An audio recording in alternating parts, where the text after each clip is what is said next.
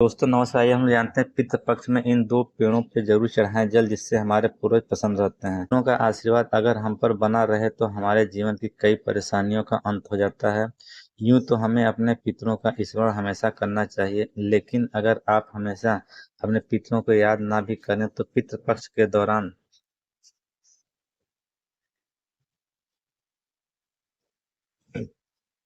इन्हें जल जरूर चढ़ाएंगे। 16 दिनों तक चलने वाले पितृपक्ष साल 2024 में 17 सितंबर से शुरू हो रहा है और 2 अक्टूबर को श्राद्ध पक्ष का समापन होगा। पितृपक्ष की शुरुआत भाद्र पक्ष माह के शुक्ल पक्ष की पूर्णिमा तिथि से होती है। पितृपक्ष को श्राद्ध के नाम से जाना जाता है। हिंदू धर्म में पितृपक्ष का विशेष महत्व है। श्राद्ध में पितरों का तर्पण और पिंडदान करने की परंपरा है। 3 पीढ़ियों से चली आ रही है। पितरों की मृत्यु की बरसी पर तर्पण और पिंडदान किया जाता है। पितरों का ऋण तर्पण श्राद्ध से ही चुकाया जा सकता है। इस प्रकार हमारे पूर्वजों का उद्धार हो जाता है। 17 सितंबर 2024 से पिंडदान, ब्राह्मण भोजन, तर्पण, दान आदि कार्य प्रारंभ होता है। पितृपक्ष में इस दौरान पितृ पूजा में तर्पण के अलावा कुछ खास पेड़ों की पूजा, जल अर्पित अर्पित और तिलों का इस्तेमाल भाई भी बड़ा महत्व होता है। मान्यताओं के अनुसार पितृ पूजा में तिल का प्रयोग करना चाहिए, पितृ जिससे पितृ प्रसन्न होते हैं। जानते हैं किस तरह से आप तिलों का इस्तेमाल और 2 पेड़ों की पूजा कर पितृ को प्रसन्न कर सकते हैं और तिल के दौरान कौन से उपाय आपको लाभ दिलाएंगे, इससे पितर प्रसन्न होते हैं। लेकिन इससे पहले अगर आप चाहते हैं कि लक्ष्मी जी का आशीर्वाद आप पर बना रहे तो यदि आप मेरे चैनल पहली बार आए हो तो उसको लाइक करिए, इसको सब्सक्राइब करिए, बेल नोटिफिकेशन को अवश्य दबाइए, जिससे मेरी आने वाली वीडियो आपको समय से प्राप्त हो सके। पितृपक्ष 2024 की तिथि हिंदू पंचांग के अनुसार भाद्रपद माह की पूर्णिमा तिथि का प्रारंभ 17 सितंबर को सुबह 11:44 से शुरू होगा। वहीं पूर्णिमा तिथि का समापन 18 सितंबर को सुबह 8:04 पर होगा। पूर्णिमा श्राद्ध 17 सितंबर को किया जाएगा। वहीं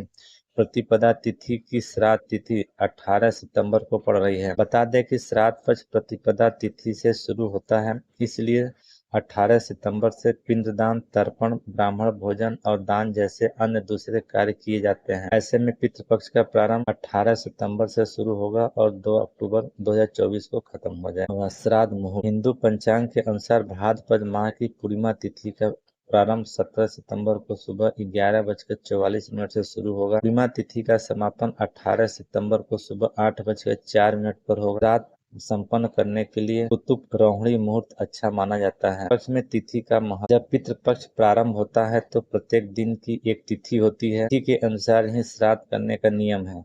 उदाहरण के लिए इस वर्ष द्वितीया श्राद्ध 30 सितंबर को है, यानी पितृपक्ष के में श्राद्ध की द्वितीया तिथि है। जिन लोगों के पूर्वजों की मृत्यु किसी भी महीने में द्वितीय तिथि को होती है, वे पितृपक्ष के दूसरे दिन अपने पूर्वजों का श्राद्ध करते हैं। इस प्रकार पूर्वजों की मृत्यु भी माह और पक्ष की 9वीं तिथि को होती है। वे पितृपक्ष की 9वीं श्राद्ध के लिए तर्पण, पिंडदान आदि की कामना करते हैं। आइए हम जानते हैं कुछ खास उपायों के बारे में। नंबर 1, श्राद्ध पक्ष में पीपल का पेड़ खास तौर से लगाया जाता है।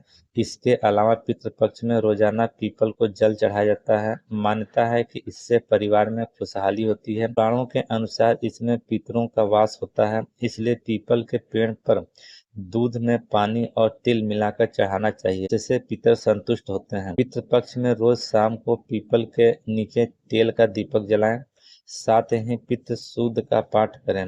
इससे पितृ दोष खत्म होता है और धन संकट दूर होता है। नंबर 2, तुलसी में लक्ष्मी जी का वास माना गया है। पितृपक्ष में तुलसी की पूजा करने से पितर भी संतुष्ट हो जाते हैं, साथ ही लक्ष्मी घर में वास करती हैं। पितृ दोष के बुरे प्रभाव से बचने के लिए 5 मुखी, 7 मुखी, 8 मुखी और 12 मुखी रुद्राक्ष धारण करना चाहिए। यदि ये उपलब्ध न हो तो आप नवग्रह रुद्राक्ष माला भी धारण कर सकते हैं। पितृपक्ष में शाम को पितरों के नाम एक दीपक जहाँ पानी रखते हैं वहाँ भी लगाना चाहिए।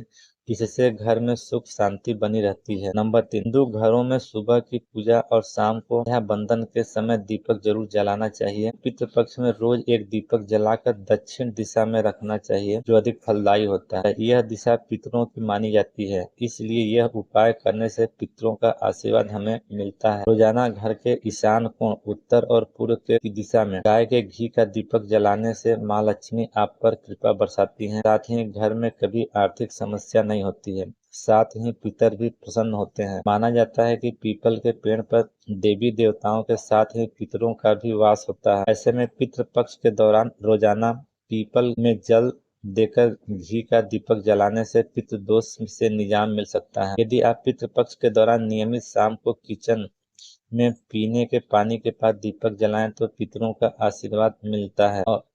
इससे माँ लक्ष्मी का आशीर्वाद और अन्नपूर्णा दोनों ही प्रसन्न होती हैं। तो दोष को समाप्त करने के लिए घर के दक्षिण दीवार पर अपने पूर्वजों की तस्वीर लगाना चाहिए और उनके तस्वीर के सामने दिया, धूप या अगरबत्ती विशेष तौर पर जलाना चाहिए। अगर आप श्राद्ध पक्ष के दौरान करते हैं तो आपको विशेष रूप से लाभ मिलता है। इसके अलावा पितृ पक्ष में रोजाना घर में शाम के समय दक्षिण दिशा में तेल का दीपक जलाना चाहिए।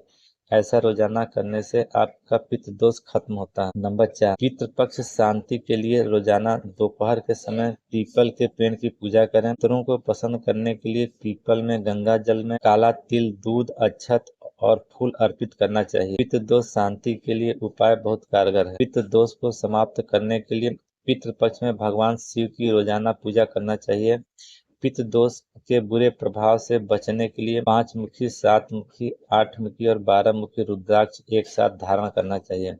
यदि ये उपलब्ध नहीं हो पा रहा है तो आप नवग्रह रुद्राक्ष माला भी धारण कर सकते हैं। वहीं पितृ दोष के लिए पितृ पक्ष में और अमावस्या पर पितरों के निर्मित भोग लगाएं और पितृ स्रोत का पाठ करना चाहिए। यदि आप पितृ पक्ष के दौरान नियमित शाम को रसोई में पीने के पानी के पास दीपक जलाते हैं तो इससे मेरे पितरों का आशीर्वाद प्राप्त होता है। शिव पुराण में बताया गया है कि श्राद्ध पक्ष में घर का कोई भी सदस्य तुलसी का उपाय कर सकता है। इसके लिए तुलसी के गमले के पास एक कटोरी रख दें। उसके बाद हथेली में गंगा जल लेकर 5 या 7 बार अपने पितरों के नाम का स्मरण करें। साथ ही बाबा विश्वनाथ का नाम लेकर धीरे धीरे गंगा जल को हाथ जोड़कर माता तुलसी और पितरों का स्मरण करें। गंगा जल को आप किसी पौधे में डाल सकते हैं। ऐसा करने से घर की नकारात्मक ऊर्जा तो समाप्त होती है, साथ ही यह उपाय करने से पितरों के तर्पण और पिंडदान की जरूरत नहीं पड़ती है। ज्योतिष शास्त्र के अनुसार पितृदोष मुक्ति का महापर्व पितृपक्ष भाद्रपद पूर्णिमा से अश्विनी अमावस्या तक चलता है। इसके लिए 16 दिन पितरों को समर्पित किया जाता है। नंबर 5, पीपल का वृक्ष विशेषकर श्राद्ध पक्ष में कहीं लगाना चाहिए। इसके अलावा पितृपक्ष के दौरान रोजाना पीपल के पेड़ पर जल चढ़ाना चाहिए। ऐसा माना जाता है कि इससे परिवार का सौभाग्य आता है। पुराणों के अनुसार वहाँ पितरों का वास होता है, इसलिए पितरों की तृप्ति के लिए पीपल के वृक्ष पर जल में दूध और तिल मिलाकर तर्पण करना चाहिए। पितृपक्ष की हर शाम पीपल के पेड़ के नीचे तेल का दीपक जलाना चाहिए और पितृ सूत्र का पाठ करना चाहिए। इससे पितृ दोष समाप्त हो जाता है, साथ ही वित्तीय संकट भी दूर होता है। पक्ष के दौरान तुलसी के गमले के पास एक कटोरी रखें। के बाद ये हथेली में गंगा जल लेकर धीरे धीरे कटोरी में छोड़ दें। ऐसा करने से आप इस पानी को घर में छिड़काव कर सकते हैं। ऐसा करने से घर की निगेटिव ऊर्जा दूर होती है। इसके अलावा यदि आप चाहें तो इस पानी को तुलसी के पौधे में डाल सकते हैं। तुलसी के पास जल से जुड़े इस उपाय को करने से कई लाभ होता है। बता दें कि यदि आप उपाय करते हैं तो आपके अंदर सकारात्मक ऊर्जा आती है और निगेटिव एनर्जी का नाश होता है। इसके अलावा पिंडदान और तर्पण बराबर का फल मिलता है। नंबर 6, तुलसी में देवी लक्ष्मी का वास माना जाता है। पितृपक्ष के दौरान तुलसी की पूजा करने से पितृ भी प्रसन्न होते हैं और घर में देवी लक्ष्मी का वास होता है। पितृ दोष में हानिकारक प्रभाव से बचने के लिए 5 मुखी, 7 मुखी, 8 मुखी और 12 मुखी रुद्राक्ष धारण करना चाहिए। करने से नवग्रह रुद्राक्ष माला भी पहन। इसके दौरान शाम के समय जल रखने वाले स्थान पर पितरों का नाम लेकर दीपक जलाना चाहिए। ऐसा कहा जाता है कि इससे घर में सुख शांति बनी रहती है। पितृपक्ष के दौरान हम पितरों को श्राद्ध और तर्पण करते हैं। जब आप पितरों को तर्पण दे रहे हो तो आपको जल में थोड़े से तिल में मिलाकर चढ़ाना चाहिए। इससे पितरों के आत्मा को शांति मिलती है। इसके साथ ही यम भी तिल अप्रिय है। ये भी पितरों को तर्पण काले तिल से करने का विधान है। पितृपक्ष में पड़ने वाली एकादशी तिथि के दिन भी विष्णु पूजा के दौरान काले तिल का इस्तेमाल करना चाहिए। भगवान विष्णु को पितृपक्ष के दौरान अगर तिल अर्पित किया जाता है तो जीवन की सभी बाधाएं दूर हो जाती हैं और भगवान विष्णु प्रसन्न होकर आपको सुख समृद्धि प्रदान करते हैं। नंबर 8, अगर आपके जीवन में बार बार अड़चने आ रही हैं तो पितृपक्ष में आने वाले शनिवार के दिन आपको पवित्र नदियों में तिल प्रवाहित करना चाहिए। ऐसा करने से आपके पितृ भी प्रसन्न होते हैं और शनि देव की भी आप पर कृपा बनी रहती है। यह उपाय आपके जीवन में आने वाली सभी बाधाओं को दूर करती है। अगर दूध में काला तिल मिलाकर इस दूध को आप पीपल की जड़ में डाल दे तो भाग्य में वृद्धि होती है। आपको पितृपक्ष के दौरान यह उपाय अवश्य देख करना चाहिए। माना जाता है कि पितृपक्ष के दौरान हमारे पूर्वज धरती पर आते हैं और पीपल के वृक्ष में निवास करते हैं, इसलिए यह उपाय आपके पितरों को प्रसन्न करने के लिए जरूरी। नंबर 9, तो शास्त्रों के अनुसार पितरों में देवता का नाम अयाम है। पितृपक्ष में पितरों की पूजा के साथ ही इनकी पूजा का भी विधान है। अयारमा को भी काले तिल अति प्रिय हैं, इसलिए उनकी पूजा में भी काले तिल अर्पित करना चाहिए। ऐसा करने से पितरों के देवता भी प्रसन्न होते हैं और हमारे पूर्वजों की आत्मा को भी शांति प्राप्त होती है। पितरों को प्रसन्न करने के लिए पूरी श्राद्ध के साथ तर्पण और पिंडदान करें।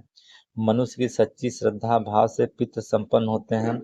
पितरों की पूजा के दौरान आप जो भोजन 5 जीवों के लिए निकाला है उसे पूजा खत्म होने के बाद जीवों को खिलाना चाहिए। देव, पीपल, गाय, कुत्ता और कौवे को अन्न और जल देने से पितृ प्रसन्न होते हैं। इसी के साथ मछलियों और चींटियों को भी अन्न देना चाहिए। नंबर 10, पितृपक्ष में ब्राह्मण को भोजन कराने का बहुत महत्व है।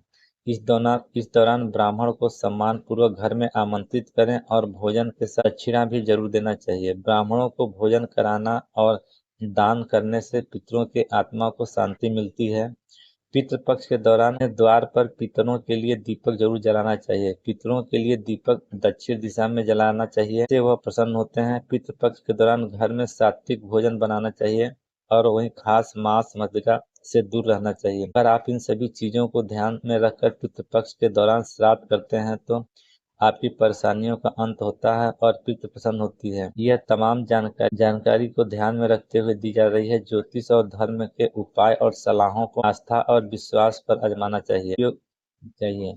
यदि दोस्तों ये आपको जानकारी कैसी लगी, अगर अच्छी लगी हो तो मेरे चैनल को लाइक करिए, बेल नोटिफिकेशन को अवश्य दबाइए जिससे मेरी आने वाली वीडियो आपको समय से प्राप्त हो सके। दोस्तों नमस्कार, धन्यवाद। फिर मिलते हैं नए वीडियो के साथ।